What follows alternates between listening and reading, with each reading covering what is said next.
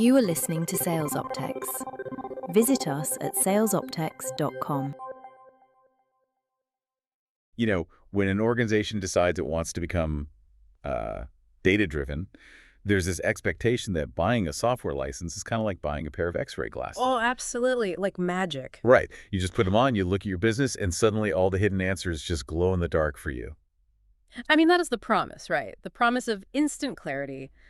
But the reality of enterprise data analytics is that those X-ray glasses require a highly specialized team to calibrate them. Yeah. Plus a massive infrastructure budget just to turn the things on. And honestly, a deep understanding of what you're actually trying to look at in the first place. Exactly. Which brings us to our mission for you today. Welcome to this deep dive into the business intelligence landscape of 2026. It is a wild landscape right now. It really is. We're looking directly at the two absolute heavyweights dominating the space right now, Power BI and Tableau.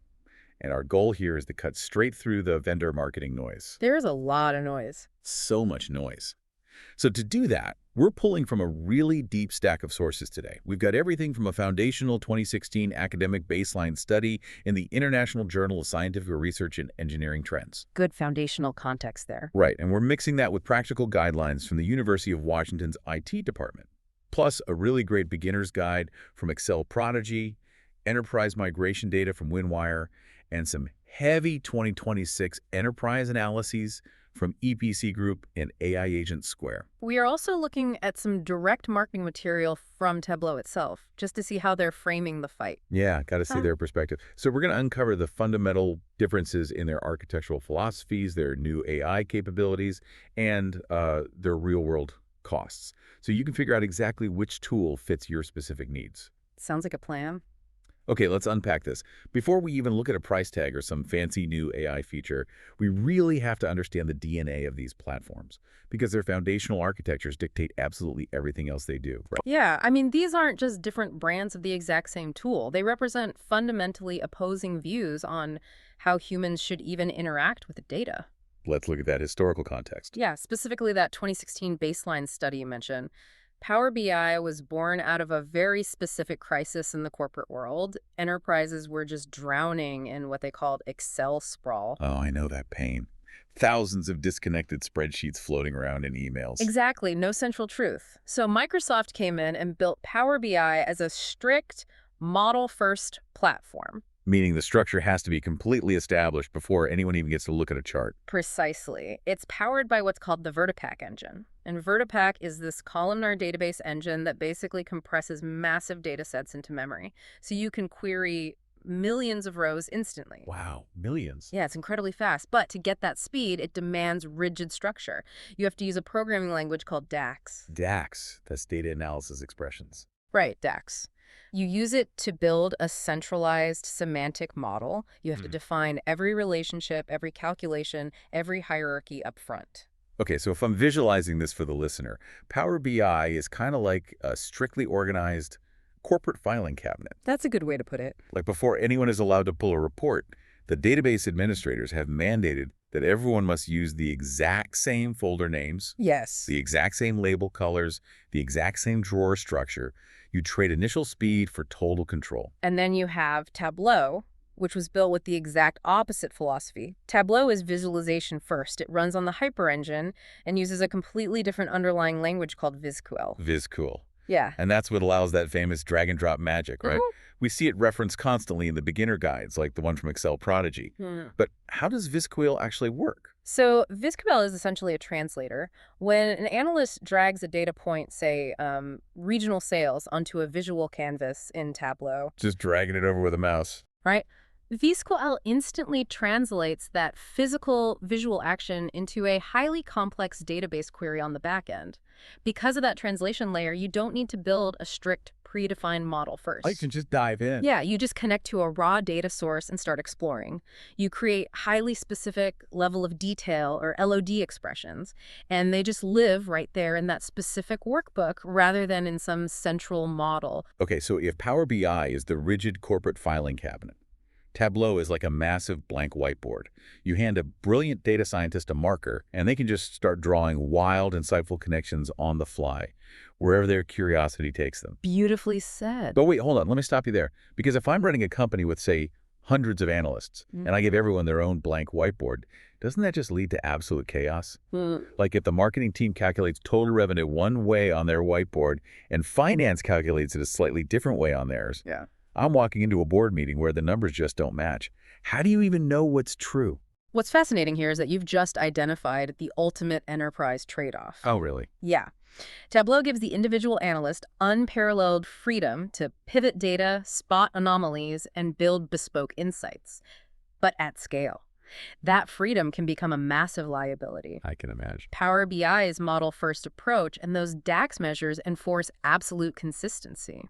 If you have 500 different report authors building dashboards in Power BI, they are all forced to reference the exact same centrally defined KPI for total revenue. Wow. So that fundamental choice governance versus exploration naturally dictated the technological ecosystems these tools eventually got tethered to. I mean, you don't just buy the software, you're marrying the ecosystem. You absolutely are. Let's look at Tableau first. Salesforce acquired Tableau, and honestly, that pairing makes perfect sense when you consider the whiteboard philosophy. Because Salesforce data is so messy. Exactly. Customer relationship management, data sales logs, client interactions, pipelines, it's notoriously varied and unstructured. You need that rapid visual exploration to make any sense of it. Right. Tableau is also built to be highly flexible across multi-cloud environments, whether you're running on AWS or Google Cloud Platform, and significantly for the design crowd, it natively supports Mac desktop authoring. Oh, that's a big deal.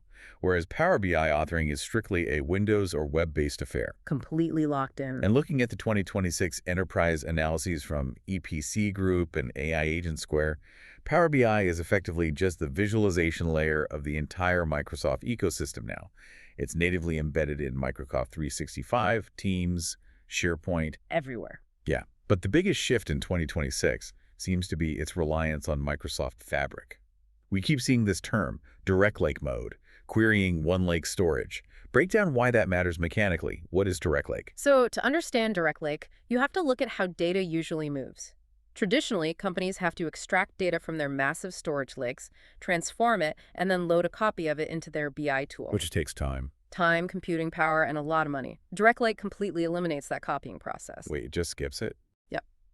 The Power BI visualization layer just points directly at Microsoft's OneLake storage and reads the raw Parquet files with near zero latency. It's a massive mechanical breakthrough in efficiency. Okay, here's where it gets really interesting, though.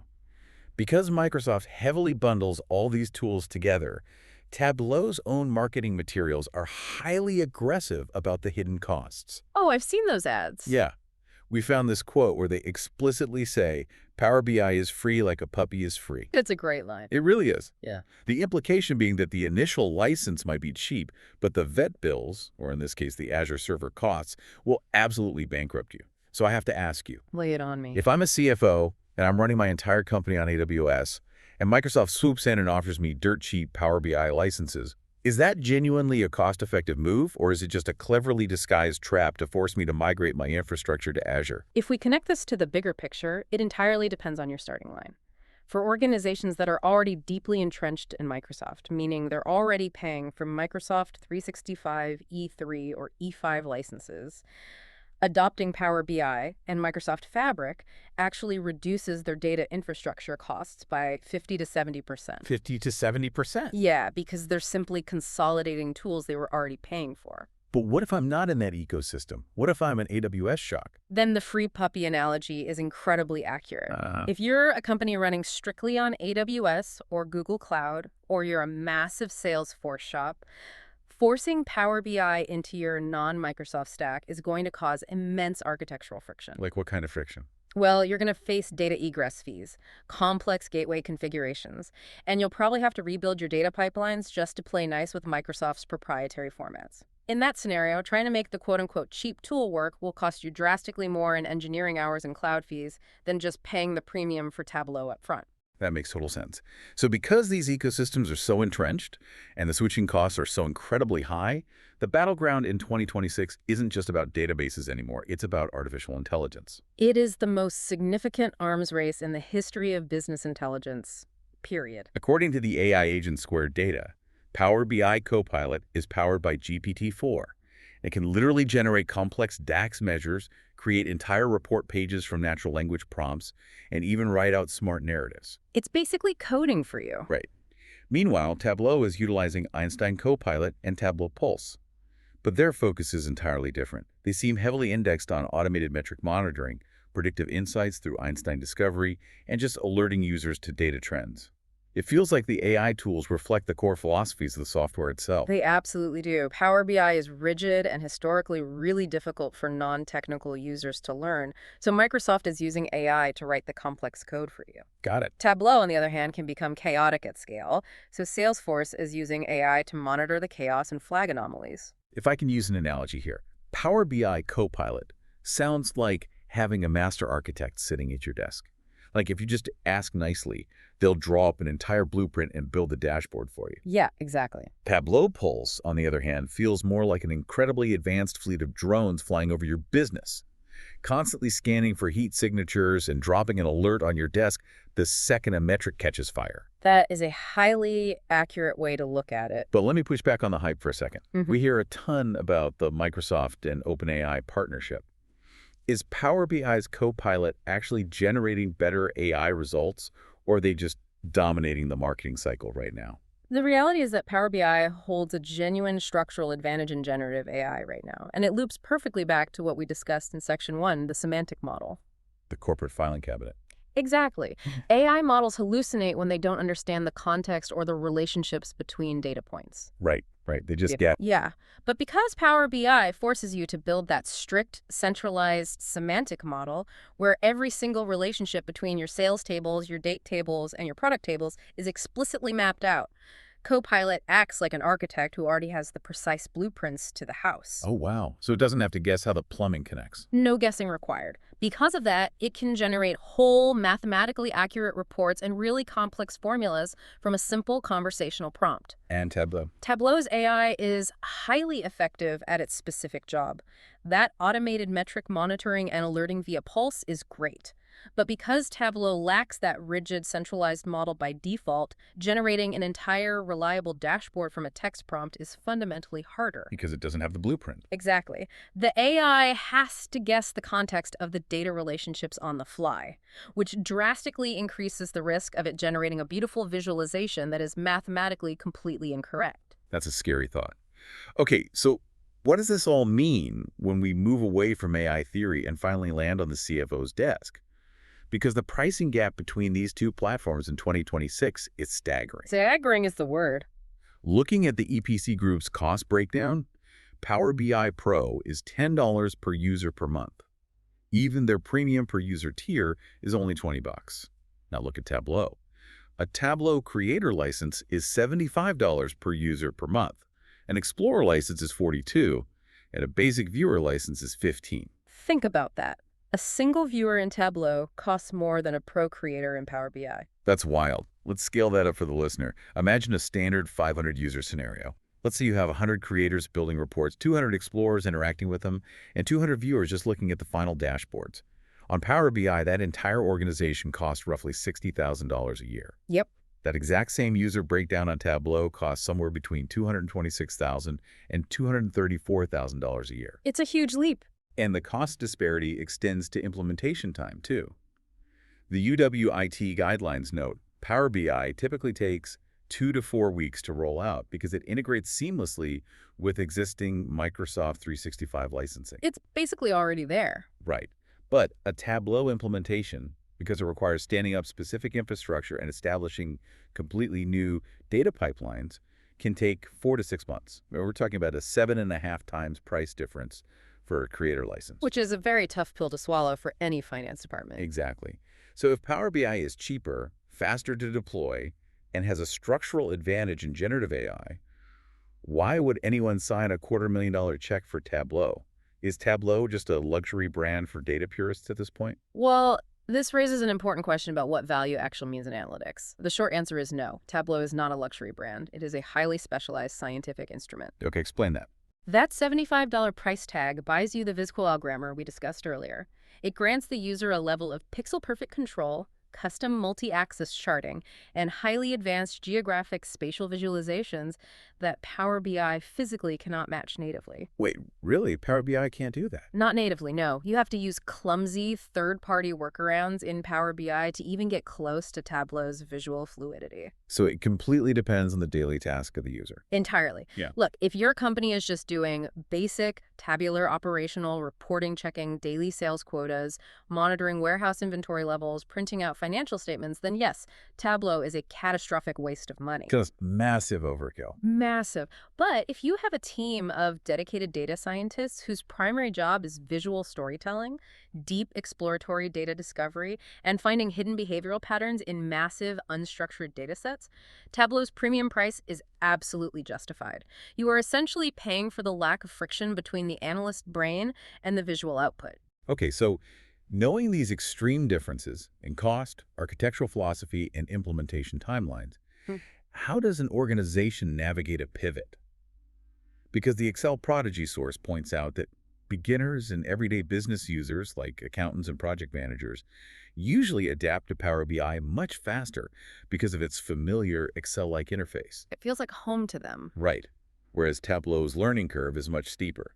So let's say a company started with Tableau years ago, but today the CFO looks at that $226,000 annual bill, looks at their basic reporting needs, and declares, "We're moving to Microsoft."